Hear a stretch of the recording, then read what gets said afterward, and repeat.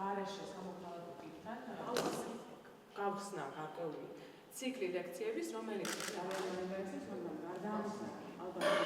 ცხოვრება და შეერაღებული ძალების ზოგადად არ არიან ინტეგრირებული.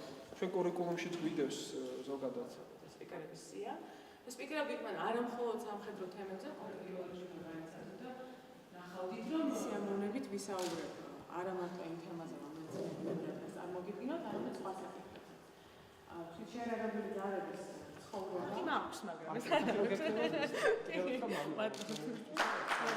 სამინისტრო აქტიურებს პროგრამას, რომლის მიზანი არის საზოგადოებრივ თემებზე, საჭიროებო თემებზე შეერაღებულ ძალებში დისკუსიის წარმოებას, შეერაღებული ძალების გააქტიურებას, მის მონაწილეობის გააქტიურებას აი ამ საჭიროებო თემებთან დაკავშირებით.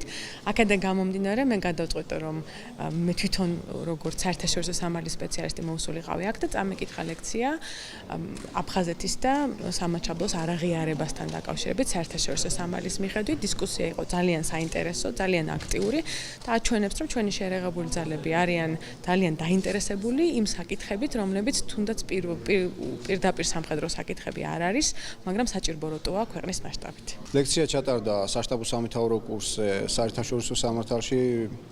საინტერესო ლექცია იყო, რომელიც ალბათ ერთ-ერთი აუცილებელი არის სამხედროებისთვის საერთაშორისო კონფლიქტებში. საუბარი წარიმართა როგორც საქართველოში ტერიტორიულ კონფლიქტებზე, ასევე საერთაშორისო კონფლიქტებზე. საინტერესო იყო ლექცია. ისწავლეთ დიდ მადლობას ვუხდით ქალბატონ ანას.